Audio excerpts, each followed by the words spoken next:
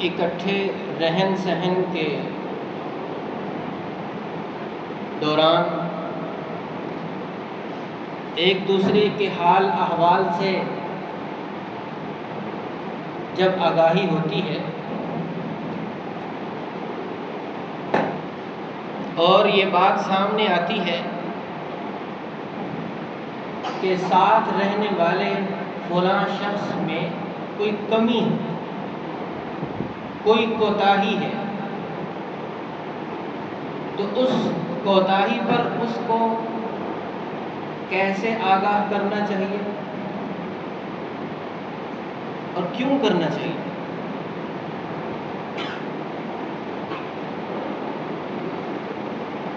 اسلام نے ہمیں یہ بھی سکھایا ہے، کمی کوتاہی پر اگر خاموشی اختیار کی جائے گی تو پھر یہ معاشرہ تو برائیوں سے بھر جائے گا، اور اگر آگاہ کر دیا جائے گا اچھے طریقے سے تو برائی کم ہو جائے گی، تو کوتاہی ختم ہو جائے گی۔ لیکن ایک دوسرے کو یہ جو کوتاہی پر آگاہ کرنا ہے، اس کا طریقہ کار کیا ہونا چاہیے؟ تو اچھے طریقے سے یہ بات ذہن نشین فرما لیں کہ ہم اپنی سوچ اور سمجھ کے مطابق وہ طریقہ کار طے نہیں کر سکتے دوسرے کو تنبیہ کرنے کا، دوسرے کی اصلاح کا، بلکہ وہ طریقہ کار بھی ہمیں شریعت سے لینا ہے، اس لیے کہ شرعی جذبے کے تحت ہی ہم اس کو آگاہ کریں گے، تو طریقہ کار بھی شرعی ہونا چاہیے، من گھڑت نہیں ہونا چاہیے۔ شرعی طریقہ کار جو ہوگا وہ ایسا ہوگا کہ جس کو ہم محاورے میں کہتے ہیں کہ سانپ بھی مر جائے گا، لاٹھی بھی بچ جائے گی۔ اور اگر دوسروں کی اصلاح کرنے کا طریقہ کار من گھڑت ہوگا، شریعت سے سیکھا نہیں ہوگا، تو پھر اس کے نقصانات سامنے آئیں گے، اس کے فوائد سامنے نہیں آئیں گے۔ یہ مختصر سی حدیث جو میں نے آپ کے سامنے تلاوت کی ہے، امام ابو داؤد رحمۃ اللہ علیہ نے کتاب الادب میں اسے ذکر کیا۔ ارشاد نبوی ہے کہ المؤمن مرآت المؤمن، کہ ایک مومن وہ دوسرے مومن کے لیے آئینہ ہے۔ ایک مومن دوسرے مومن کے لیے آئینہ ہے۔ اب آئینہ کیا کام کرتا ہے؟ آئینہ اپنے سامنے آنے والے کو بتاتا ہے کہ آپ کے اندر یہ عیب ہے، آپ کی شکل و صورت میں یہ دبا ہے، یہ داغ لگا ہوا ہے، یہ کوتاہی ہے، آپ اس کو ٹھیک کر لیں۔ سادہ سا ترجمہ تو اس کا آپ نے سن لیا، لیکن اس حدیث شریف میں علوم کی ایک دنیا آباد ہے۔ یہ 3 لفظ ہیں، المؤمن، مرآت، المؤمن، کہ مومن مومن کا آئینہ ہے، مومن مومن کے لیے آئینے کا کردار ادا کرتا ہے، مومن کی حیثیت دوسرے مومن کے لیے آئینہ کیسی ہوتی ہے؟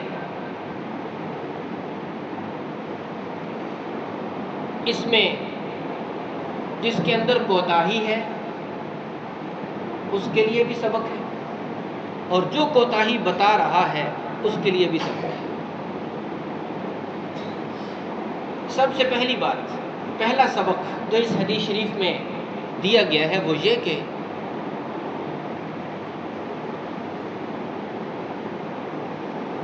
آئینہ بتاتا ہے کہ آپ کے چہرے پہ یہ داغ ہے۔ مثال کے طور پر وہ آئینہ داغ لگاتا نہیں ہے، بلکہ وہ صرف بتاتا ہے کہ آپ کے اندر یہ کوتاہی ہے۔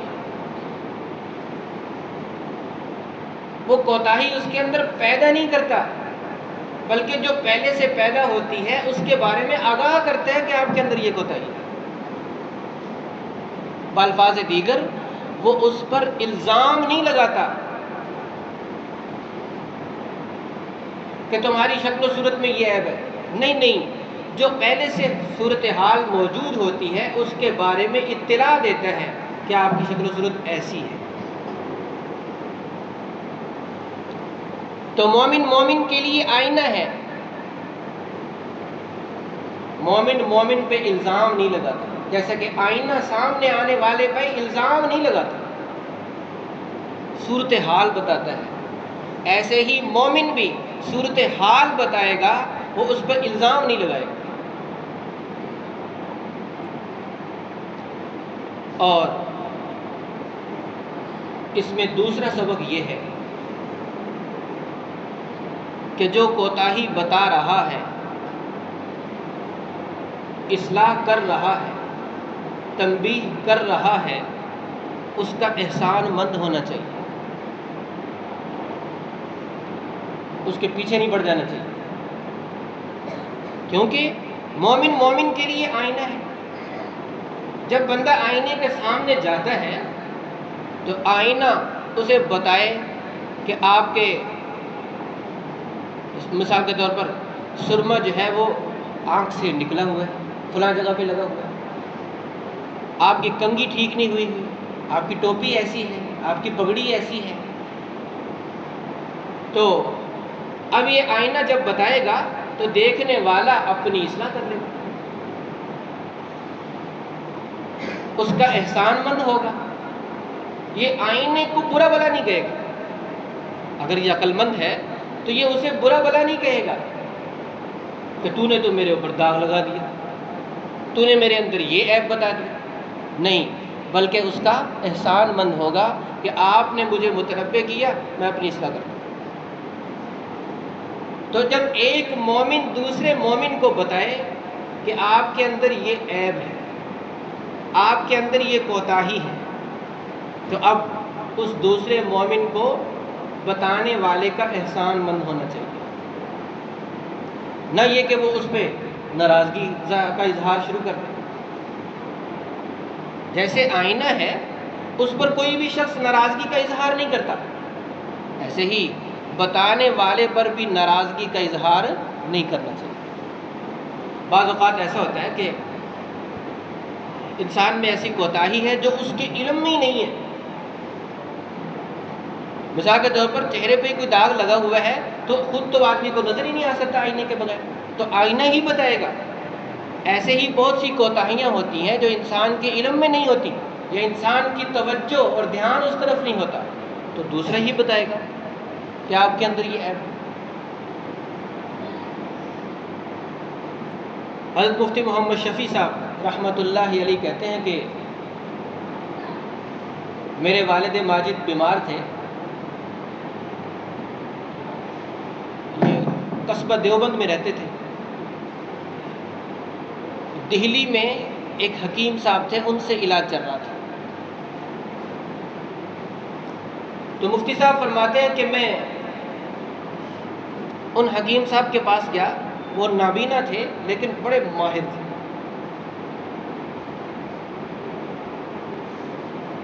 میں نے اسے جا کے اپنے والد صاحب کی صورتحال بتائی اور کہا کہ ان کے لیے دوائی دے دیں۔ حکیم صاحب نے کہا کہ ان کے لیے تو دوا بعد میں لینا، پہلے اپنے لیے دوا لے لو۔ حضرت مفتی شفیع صاحب رحمہ اللہ کہنے لگے کہ میں تو ٹھیک ٹھاک ہوں، مجھے تو کوئی مسئلہ نہیں۔ حکیم صاحب اگرچہ نابینا تھے لیکن چونکہ ماہر تھے اس لیے بھانپ گئے کہ یہ کسی تکلیف میں مبتلا ہیں، ان کو دوا دے دی، مفتی صاحب کو بھی دے دی اور ان کے والد صاحب کے لیے بھی دے دی، اور کہا کہ آئندہ ہفتے آ کے پھر بتانا۔ چنانچہ مفتی صاحب کہتے ہیں کہ جب میں گھر پہنچا تو میں نے اپنے والد گرامی کو سارا قصہ سنایا تو وہ مجھے کہنے لگے کہ بیٹا جیسے حکیم صاحب نے کہا ہے نا ویسے ہی چلو، پورا ہفتہ جو انہوں نے دوا تجویز کی ہے وہی استعمال کرو۔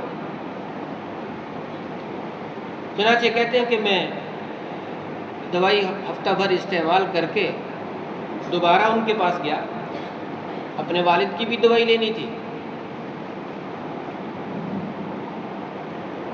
تو اب کے جا کے حکیم صاحب سے کہنے لگے مفتی صاحب کہ مجھے یہ فلسفہ سمجھ نہیں آیا کہ آپ نے مجھے کیوں دوائی دی، کس مرض کی دی، تو میں نے دوائی کھائی بھی ہے، مجھے تو کوئی فرق محسوس نہیں ہوا۔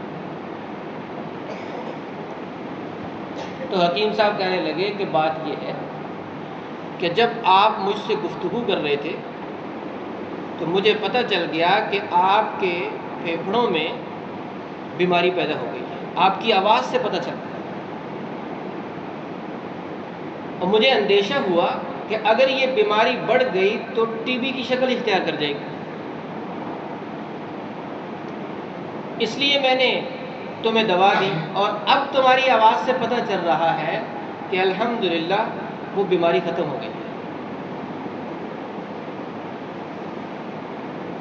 تو جو ماہر حکیم تھے ان کا انہوں نے شکریہ ادا کیا مفتی صاحب نے کہ میرے تو علم میں ہی نہیں تھے۔ تو محترم سامعین، اسی طرح سے بعض اوقات ہمارے اندر ایک غلطی ہوتی ہے، وہ ہمارے علم میں نہیں ہوتی، دوسرے بھائی کے ذریعے سے جب ہمیں اطلاع دی جاتی ہے تو ہمیں اس کا احسان مند ہونا چاہیے، اس پہ ناراض نہیں ہونا چاہیے۔ چنانچہ بعض لوگوں کا حال یہ ہے کہ وہ علماء کرام پر ناراضگی کا اظہار کرتے رہتے ہیں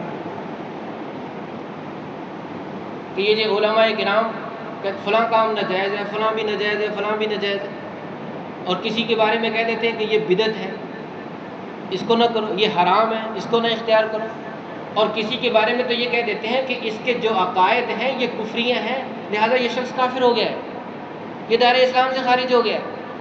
اب بعض لوگ کیا کہتے ہیں کہ یہ علماء کرام تو بس کافر بناتے رہتے ہیں لوگوں کو، بتاتے رہتے فلاں فاسق ہے، فلاں بدعتی ہے، فلاں کام ناجائز ہے، فلاں حرام ہے۔ تو حضرات علماء کرام وہ کسی کو کافر بناتے نہیں ہیں، بلکہ جس کے عقائد کفریہ ہوں اس کے بارے میں بتاتے ہیں کہ یہ عقائد کفریہ ہیں، جو ان کو اختیار کرے گا وہ کافر ہو جائے گا۔ وہ کسی کو فاسق بناتے نہیں ہیں، ہاں جو پہلے سے بنا ہوا اس کے بارے میں بتاتے ہیں کہ یہ فاسق ہے۔ وہ کسی کو بدعتی بھی نہیں بناتے، ہاں کوئی بدعت کا ارتکاب کرے تو بتاتے ہیں کہ اس نے بدعت کا ارتکاب کیا ہے۔ وہ کسی کام کو ناجائز نہیں کر سکتے، حرام نہیں کر سکتے، ہاں قرآن و سنت کی روشنی میں بتا سکتے ہیں، اور وہ بتانا ان کا دینی فریضہ ہے کہ یہ کام ناجائز ہے اور یہ کام حرام ہے۔ لہٰذا جو لوگ علماء کرام کے بارے میں اس طریقے کے تبصرے کرتے ہیں تو انہیں اپنی اصلاح کر لینی چاہیے کہ جیسے آئینے کے سامنے جانے پر آئینہ لگا ہوا داغ ظاہر کرتا ہے، بتاتا ہے، وہ داغ لگاتا نہیں ہے، ایسے ہی علماء کرام وہ فاسق بناتے نہیں ہیں، ہاں فسق بتاتے ہیں کہ یہ کام فسق ہے۔ وہ بدعتی بناتے نہیں ہیں، ہاں بتاتے ہیں کہ یہ کام بدعت ہے، یہ عمل بدعت ہے۔ تو اس حدیث شریف میں جو سرکار دو عالم صلی اللہ علیہ وسلم نے ارشاد فرمایا کہ المؤمن مرآۃ المؤمن، مومن مومن کے لیے آئینے کا کردار ادا کرتا ہے۔ تو اس سے ہمیں دوسری بات یہ سمجھ میں آتی ہے کہ اگر کوئی ہمیں اطلاع دے کہ تمہارے اندر یہ عیب ہے تو اس پہ ناراض نہیں ہونا چاہیے، بلکہ اس کا احسان مند ہونا چاہیے۔ اور تیسرا سبق جو اس حدیث شریف سے ہمیں معلوم ہوتا ہے وہ یہ کہ آئینہ اسی کو بتاتا ہے جس کے اندر عیب ہے۔ وہ کسی اور کو نہیں بتاتا۔ لہٰذا ایک مومن کا کام بھی یہ ہے کہ اپنے جس بھائی میں کوتاہی دیکھے اسی کو جا کے بتا دے کہ بھائی آپ کے اندر یہ کوتاہی ہے۔ یہ تو ہوا خیر خواہی کا جذبہ، اور یہ ہوا ایک اچھا کردار معاشرے کے اندر، یہ محسن کردار ہے۔ لیکن یہ کیا ہوا کہ کوتاہی دیکھی، اس سے نہیں کہا، اس کے علاوہ 100 آدمیوں سے کہہ دیا کہ وہ ایسا وہ ایسا وہ ایسا وہ ایسا۔ معلوم ہوا کہ یہ جو جذبہ ہے یہ خیر خواہی کا نہیں ہے، یہ بد خواہی کا ہے۔ شر ہے اس کی طبیعت میں، اس کی نیت میں شر ہے، اس کے اندر اصلاح کا جذبہ نہیں ہے، بلکہ اس کو خام خواہ بدنام کرتا ہے۔ تو آئینہ تو صرف اسی کو بتائے گا جس میں عیب ہے، وہ لوگوں کے سامنے تقریر نہیں کرے گا۔ وہ یہ نہیں کہ فیس بک پہ لگا دیا، یوٹیوب پہ لگا دیا، اب جا رہا ہے ہزاروں لاکھوں لوگوں کے سامنے جا رہا ہے، نہیں، صرف اسی کو بتائے۔ تو یہ حدیث شریف میں ہمیں کتنا بڑا سبق دیا گیا ہے کہ مومن مومن کے لیے آئینہ ہے۔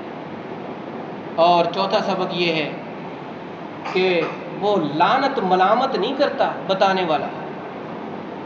اب شیشہ جو ہے وہ سامنے آنے والے کو یہ نہیں کہتا تو نے یہ داغ کہاں سے لگا لیا، تجھے پتہ نہیں چلتا، یہ صفائی رکھتے ہیں، نہیں نہیں، وہ صرف بتاتا ہے، ظاہر کرتا ہے کہ یہ داغ لگا ہوا ہے بس۔ تو ایسے ہی جب دوسرے بھائی میں کوتاہی دیکھو تو پھر اسے صرف بتا دو، اسے لعنت ملامت نہ کرو کہ تم بے عقل ہو، تمہیں پتہ نہیں چلتا، تم فلاں ہو، تم فلاں ہو، نہیں، آئینے کا یہ کام نہیں۔ سیدنا حسن سیدنا حسین رضی اللہ تعالیٰ دونوں شہزادے دریائے فرات کے کنارے جا رہے تھے، دیکھا کہ ایک بڑے میاں بیٹھے وضو کر رہے ہیں، اور وضو سنت کے مطابق نہیں کر رہے۔ تو دونوں بھائیوں نے مشورہ کیا کہ اس بڑے بھائی کو، بڑے میاں کو بتانا چاہیے، لیکن کہیں ایسا نہ ہو کہ یہ برا مان جائے۔ تو مشورہ ہوا کہ ہم اچھے طریقے سے بتائیں گے۔ چنانچہ دونوں اس بوڑھے میاں کے پاس پہنچے، السلام علیکم کہنے کے بعد کہنے لگے کہ ہم بھی نماز پڑھتے ہیں، وضو بھی کرتے ہیں، لیکن ہم چاہتے ہیں کہ تسلی ہو جائے کہ ہمارا وضو ٹھیک سنت کے مطابق ہے یا اس میں کوئی کوتاہی ہے، لہذا ہم دونوں بھائی آپ کے سامنے وضو کرتے ہیں۔ دونوں بھائیوں نے سنت کے مطابق وضو کرنا شروع کر دیا۔ اب دوران وضو ہی بڑے میاں سمجھ گئے کہ میرا تو وضو اس طریقے پر نہیں تھا۔ تو جب وہ وضو کر کے فارغ ہوئے تو بڑے میاں کہنے لگے کہ بیٹا اللہ تمہیں جزائے خیر دے، تم نے تو میری اصلاح کر دی، میرا وضو سنت کے خلاف تھا، طریقہ صحیح نہیں تھا، اور تمہارا وضو سنت کے عین مطابق ہے، تو تم نے میری اصلاح کر دی، اللہ تمہیں اس پہ جزا دے۔ تو اس احسن انداز سے دوسرے کو بتانا کہ آپ میں یہ کوتاہی ہے، یہ نہیں کہ ایسا بتانا کہ وہ بتانے والے سے بھی ناراضگی کا اظہار کرے اور وہ طریقہ کار جو ہے وہ نفع مند ہونے کی بجائے نقصان دہ ثابت ہو جائے۔ تو لعنت ملامت نہیں۔ اور پانچواں سبق یہ ہے کہ آئینے کے سامنے جب ایک مرتبہ آدمی جائے گا وہ پھر بتائے گا کہ یہ داغ لگا ہوا، دوبارہ جائے گا پھر بتائے گا، تیسری بار جائے گا پھر بتائے گا، چوتھی بار جائے گا پھر بتائے گا، پانچویں بار جائے گا پھر بتائے گا، جتنی بار بھی جائے گا وہ ظاہر کرتا رہے گا کہ آپ میں یہ ہے، وہ مایوس نہیں ہوگا۔ لہٰذا جو لوگ معاشرے کی اصلاح کا کام کر رہے ہیں انہیں مایوس نہیں ہونا چاہیے، انہیں یہ چاہیے کہ وہ لوگوں کو بتاتے رہیں کہ یہ کام خلاف سنت ہے، یہ خلاف شریعت ہے، یہ صحیح طریقے سے ہٹ کر ہے، اس کو صحیح کر لیں۔ انبیاء کرام علیہم الصلاۃ والسلام وہ کبھی مایوس ہو کے نہیں بیٹھتے، اسی طریقے سے ان کے نائبین تب سے لے کر آج تک اور آج سے قیامت تک رہیں گے انشاءاللہ، ان کا کام یہ ہے کہ وہ آگاہ کرتے رہیں، متنبع کرتے رہیں، بتاتے ہیں لوگوں کو، مایوس ہو کے نہ بیٹھیں، جیسے کہ آئینہ مایوس ہو کے نہیں بیٹھتا۔ دعا ہے کہ اللہ جل شانہ ہم سب کو صحیح معنی میں آئینے کا کردار ادا کرنے کی توفیق عطا فرمائے۔